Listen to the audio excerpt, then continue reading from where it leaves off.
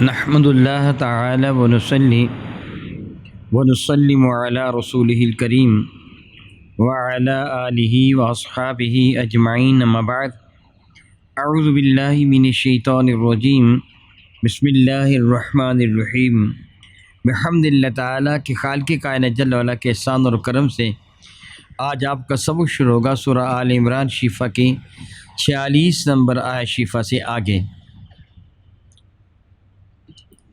ملاحظہ کیجیے، اعوذ باللہ من الشیطان الرجیم بسم اللہ الرحمن الرحیم قالت رب انا یکون لی ولد ولم یمسسنی بشر قال کذلک اللہ یخلق ما یشاء اذا قضى امرا فانما یقول له کن فیکون۔ قالت، تو انہوں نے عرض کیا حضرت مریم نے کہ ربی، اے میرے پالنے والے، اے میرے پروردگار، انا یکون لی ولد، میرے لیے میرے ہاں بیٹا کیوں کر پیدا ہوگا، کس طرح پیدا ہوگا، ولم یمسسنی بشر، ولم یمسسنی، اور مجھے مسک نہیں کیا کسی انسان نے، کسی شخص نے۔ قال، تو ارشاد گرامی فرمایا گیا، کذالک اللہ یخلق ما یشاء، اسی طرح یعنی بغیر کسی مرد کے چھوئے اللہ تعالیٰ آپ کو بیٹا عطا فرمائے گا۔ کذالک اللہ، اسی طرح اللہ تعالیٰ تجھے عطا فرمائے گا۔ یخلق ما یشاء، وہ تخلیق فرماتا ہے، وہ پیدا فرماتا ہے جو چاہتا ہے۔ اذا قضا امرا، جب وہ کسی بھی چیز کا حکم ارشاد فرماتے ہیں تو فإنما یقول، سوائے اس کے نہیں کہ وہ یہ حکم دیتے ہیں، لہو، اس شے کو، کن، کہ اے چیز تو ہو جا، فیکون، وہ چیز ہو جاتی ہے۔ قبل ازیں آپ یہ پڑھ چکے ہیں کہ حضرت سیدنا مریم سلام اللہ تعالیٰ علیہا کو فرشتوں نے یہ خوشخبری سنائی تھی کہ اللہ تعالیٰ تجھے بیٹا عطا فرمائے گا۔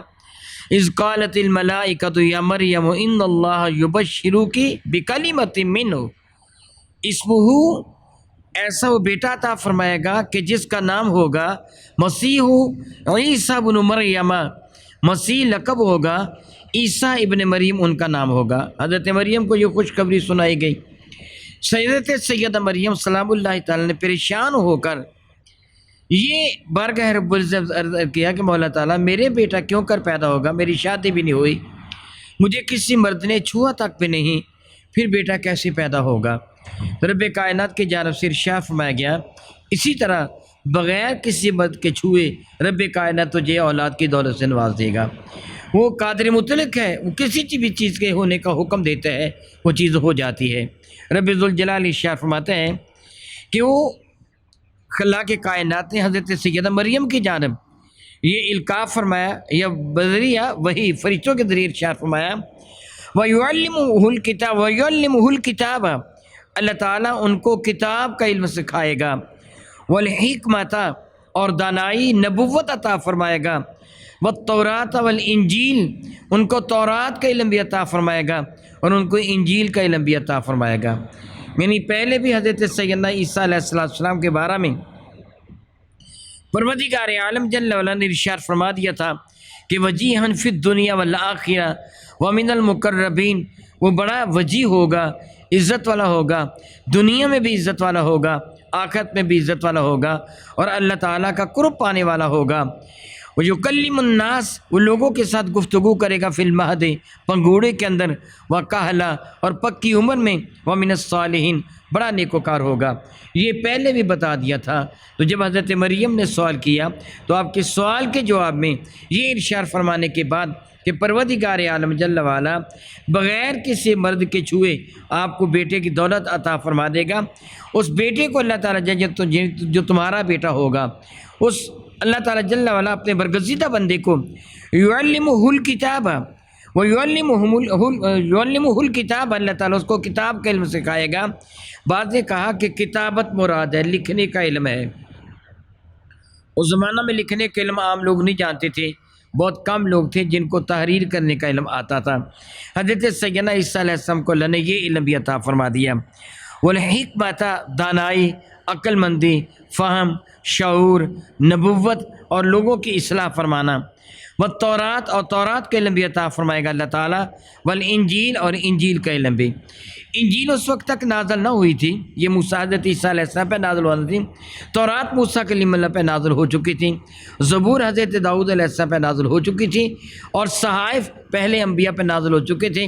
گویا اللہ تعالیٰ نے عیسیٰ علیہ السلام کو ان سارے علوم سے سرفراز فرما دیا۔ ورسولاً، اللہ تعالیٰ جل وعلا ان کو بھیجے گا، جس طرح کہتے میں نے خط ارسال کیا، آپ کا مرسلہ مجھے ملا۔ رسول کا لفظی معنی ہوتا ہے بھیجا گیا، جس کو بھیجا گیا ہو، ارسال کیا گیا ہو۔ ورسولاً، اور اللہ تعالیٰ جل وعلا ان کو بھیجے گا، الی بنی اسرائیل، بنی اسرائیل کی جانب بھیجے گا۔ قرآن کریم سے بھی یہی ثابت ہے، موجودہ انجیل سے بھی یہی ثابت ہے کہ حضرت عیسیٰ صرف اور صرف بنی اسرائیل کی جانب رسول بن کے آئے ہیں۔ حضرت عیسیٰ صرف بنی اسرائیل کی جانب، موجودہ انجیل کے اندر لکھا ہوا ہے کہ حضرت عیسیٰ علیہ السلام خود ارشاد فرماتے ہیں، میں بنی اسرائیل کی کوئی ہوئی بھیڑوں کے سوا کسی اور کے پاس نہیں بھیجا گیا، میں صرف بنی اسرائیل کی طرف بھیجا گیا ہوں، بنی اسرائیل کے سوا کسی اور جانب نہیں۔ قرآن کریم فرقان حمید اس چیز کی تائید و تصدیق فرماتا ہے، اور یہی حقیقت ہے۔ ورسولاً، اور وہ رسول بن کے تشریف لائیں گے، الی بنی اسرائیل، بنی اسرائیل کی جانب۔ پہلے انبیاء کسی خاص علاقے کی جانب یا کسی خاص قوم کی جانب تشریف لاتے تھے، جس طرح حضرت عیسیٰ علیہ السلام بنی اسرائیل کے جانب تشریف لائے، لیکن جب باری میرے کریم آقا رسول عربی شفیع معظم رحمت عالم کی، تو خود فرماتے ہیں، ارسلت الی الخلق کافہ، رب کائنات نے مجھے پوری کائنات کا رسول بنا کے بھیجا ہے۔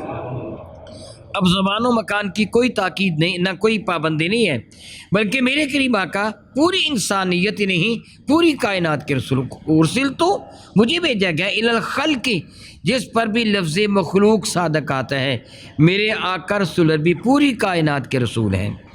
بہرحال اللہ کی کائنات ارشاد فرماتے ہیں کہ عیسیٰ علیہ السلام تشریف لائیں گے بنی اسرائیل کی جانب، یہ فرماتے ہوئے کہ انی قد جئتکم بآیۃ من ربکم، اے لوگو، اے بنی اسرائیل والو، میں تمہارے پاس آیا ہوں، قد جئتکم، بے شک میں تمہارے پاس آیا ہوں، بآیۃ، دلائل لے کر، من ربکم، تمہارے رب کی جانب سے، یعنی میں تمہارے رب کا بھیجا ہوا ہوں، تمہارے رب کا قاصد ہوں، تمہارے رب کا رسول ہوں، تمہارے رب کی جانب سے پیغمبر ہوں۔ پیغمبر فارسی زبان کا لفظ ہے جس کا معنی ہوتا ہے پیغام لانے والا، پیغامبر، پیغام لانے والا۔ میں تمہارے پاس تمہارے رب کا پیغام لانے والا ہوں، میں تمہارے رب کا رسول ہوں، تمہارے رب نے مجھے تمہاری جانب اپنا نمائندہ بنا کے بھیجا ہے۔ اور دلیل کیا ہے کہ میں تمہارے رب کا رسول ہوں؟ میں تمہارے رب کی جانب سے کچھ دلائل لے کے آیا ہوں، کچھ نشانیاں لے کے آیا ہوں۔ وہ نشانیاں کیا ہیں؟ انی اخلق لکم من الطین، انی، بے شک میں، اخلق، تخلیق کروں گا، بناؤں گا، لکم، تمہارے لیے، من الطین، گیلی مٹی سے، کہیت الطیر، ایک پرندے کی حیت، ایک پرندے کی شکل، ایک پرندے کی صورت، مجسمہ بناؤں گا ایک پرندے کا۔ فَأَنفُخُ فِيهِ، پھر میں اس میں پھونک ماروں گا۔ جب وہ پرندہ میں بناؤں گا نا، تو پرندہ بنا کر، یعنی مٹی کا، گیلی مٹی کا پرندہ بناؤں گا، پرندے یعنی شکل پرندے کی بناؤں گا، پرندے کی شکل بنا کر اس میں پھونک ماروں گا، فَيَكُونُ طَيْرًا بِإِذْنِ اللَّهِ، وہ اللہ تعالیٰ کے حکم سے اڑنے والا پرندہ بن جائے گا، یعنی اس کو زندگی میسر آ جائے گی، اس پہ گوشت پوست خون وغیرہ پیدا ہو جائے گا، اس کو پرا آ جائیں گے، وہ مٹی کا پرندہ مٹی کا نہیں رہے گا، بلکہ وہ ایک جاندار زندہ پرندہ بن کر فضا میں اڑ جائے گا۔ وہ ابری الاکمہا، میں شفا دوں گا، اکمہا، مادر زاد اندھا۔ بعد میں کہا کہ اکمہا اسے کہتے ہیں کہ جس کی آنکھیں سرے سے موجود نہ ہو، مسموح العین، کہ جس کی آنکھیں سپاٹ ہوں، نظر بھی نہ آئے آنکھیں، یعنی گوشت کی تہ چڑھی ہوئی ہو۔ رب کائنات جل وعلا عیسیٰ علیہ السلام کے لمس کے صدقہ سے ایسے شخص کو بھی دیکھنے کی قوت عطا فرما دیتا تھا۔ فرمانے لگے، ابری الاکمہا، میں مادر زاد اندھے کو بینا کروں گا، والابرصا، اور کوڑی کو، برس والے کو میں شفا دوں گا، واحیی الموتی، میں زندہ کروں گا مردوں کو، یہ سب کچھ کس طرح کروں گا؟ بِإِذْنِ اللَّهِ، اپنے رب کے حکم سے عمل یہ کروں گا، یعنی یہ سب کچھ میرا رب کرے گا، وسیلہ میں بنوں گا، نبینے کو ہاتھ میں لگاؤں گا، شفا میرا اللہ تعالیٰ فرما دے گا، کوڑی کو مس میں کروں گا، شفا میرا اللہ تعالیٰ فرما دے گا، مردے کو قم بِإِذْنِ اللَّهِ میں کہوں گا، زندہ میرا اللہ کر دے گا۔ رب کائنات ہر چیز پر قادر ہے، لیکن اللہ تعالیٰ جل وعلا کسی نہ کسی کے وسیلہ سے یہ سب کچھ فرماتا ہے۔ حضرت سیدنا موسیٰ کلیم اللہ جب تشریف لائے تھے تو جادوگروں کا بہت زیادہ زور تھا۔ فرعون لعین ان جادوگروں کے بل پوتے پر ہی خدائی دعویٰ کیے بیٹھا تھا۔ کہا جاتا ہے کہ جادو کے زور سے اس کے دروازے پر ایک ایسا درخت اگایا گیا تھا جس کے نیچے آنے والے سائل اس کو ملنے والے بیٹھتے چلے جاتے، 1000 آدمی درخت کے نیچے بیٹھ جاتا، اس کا سایہ وسیع سے وسیع تر ہوتا چلا جاتا، جیسے لوگ بڑھتے چلے جاتے سایہ بڑھتا چلا جاتا، جب 1000 کی گنتی پوری ہو جاتی، ایک آدمی بھی زائد ہوتا تو سایہ سکڑ جاتا، سارے لوگ دھوپ میں آ جاتے۔ اس کے پاس ایک تالاب تھا، سچے اور جھوٹے کو اس پانی میں داخل کیا جاتا، تالاب کے پانی میں سچا کتنا بھی چھوٹے قد کا کیوں نہ ہوتا وہ تالاب میں نہ ڈوبتا، اور جھوٹا کتنا بھی دراز قد کیوں نہ ہوتا وہ ڈوب جاتا، ڈبکیاں کھانے لگتا۔ یعنی اس طرح کے وہ شعبدے تھے اس کے پاس جادو کے زور سے، جس کی بنا پہ اس نے اپنے آپ کو رب کہلوانا شروع کر دیا تھا۔ وہ جادو کا زمانہ تھا، جادو کا زور تھا۔ حضرت سیدنا موسیٰ کلیم اللہ وہ عصا والا وہ معجزہ لے کے جس سے جادو کو تہس نہس کر کے رکھ دیا۔ حضرت عیسیٰ علیہ السلام کے زمانے میں طب کا بہت زور تھا، جالیزوز وغیرہ، افلاطون وغیرہ یہ اس زمانہ میں پائے جاتے تھے، اور طب عروج پر تھے۔ جو طبیب تھے بڑے دانا تھے، بڑے عقل مند تھے، کسی کی نبض پہ ہاتھ رکھتے تو بتا دیتے تھے اس نے کھایا کیا ہوگا، اس کی طبیعت کیسی ہے، مرض کیا کیا ہے، وہ علاج کرتے تھے۔ لیکن حضرت عیسیٰ علیہ السلام معجزہ لے کے آئے۔ طبیب کیا کرتے تھے، کسی کی نظر کمزور ہے اس کو کوئی شے بنا کے دیتے، دوائی بنا کے دیتے، کوئی سرما بنا کے دیتے، کوئی کاجل بنا کے دیتے، کوئی ڈراپ بنا کے دیتے، وہ اپنی آنکھوں میں ڈالتا، اس کی بینائی ٹھیک ہو جاتی۔ لیکن وہ اندھے کو بینا نہیں کر سکتے تھے، کمزور آنکھ والے کی نظر کی کمزوری تو دور کر دیتے، لیکن نابینا کو بینا نہیں کر سکتے تھے۔ حضرت عیسیٰ وہ معجزہ لے کر کہ نابیناؤں کو بینا کرنے لگے۔ وہ طبیب جو تھے، اطباء جو تھے، وہ معمولی مرضوں کا علاج کرتے، کسی کے سر درد ہے، پیٹ درد ہے، بخار ہے، خارش ہے، ایسے ایسے علاج۔ لیکن کوڑ بدترین خارش اللہ باللہ تعالیٰ، جس سے انسان کے جسم کے اعضاء جھڑنے لگتے ہیں، وہاں سے انگلیاں جھڑ جاتی ہیں، جسم پر داغ بن جاتے ہیں، بڑے بڑے پھوڑے پھنسی، جس طرح کینسر معاذ اللہ تعالیٰ معاذ اللہ تعالیٰ، اسی طرح وہ خبیث مرض کوڑ کا مرض، وہ طبیب اس کو راضی نہیں کر سکتے تھے، کہتے تھے بس اب اس کی قضا آ گئی، اب یہ شفا یاب نہیں ہوگا۔ عیسیٰ علیہ السلام دعائیں بھی نہ دیتے، بعض اپنے دست مقدس سے لمس فرماتے، اللہ تعالیٰ اسی وقت سے شفا عطا فرما دیتا۔ گویا ہر نبی جو تشریف لایا اس زمانے کے مطابق معجزات لے کے آیا۔ میرے کریم آقا قیامت تک کے لیے تشریف لائے، میرے نبی نے وہ معجزہ دکھائے جو قیامت تک کوئی بھی ثابت نہیں کرتا، نہیں سکھا سکتا۔ عیسیٰ علیہ السلام پرندہ بناتے تھے نا، فضا میں اڑنے والا، بات کو سمجھیے گا، مٹی کا پرندہ بناتے فضا میں اڑا دیتے۔ آج کے زمانہ میں اگر وہ معجزہ دکھایا جاتا تو لوگ کیا کہتے، یہ ریموٹ کنٹرول، میرا بچہ بھی فضا میں چھوٹے چھوٹے جہاز اڑاتا ہے، بڑے بڑے جہاز اڑ رہے ہیں فضا میں، یہ کون سی حیرت کی بات ہے۔ آج اس معجزے کا توڑ ہو جاتا۔ حضرت موسیٰ کلیم اللہ ید بیضا لے کے آئے تھے، چمکتا ہوا ہاتھ لے کے آئے تھے۔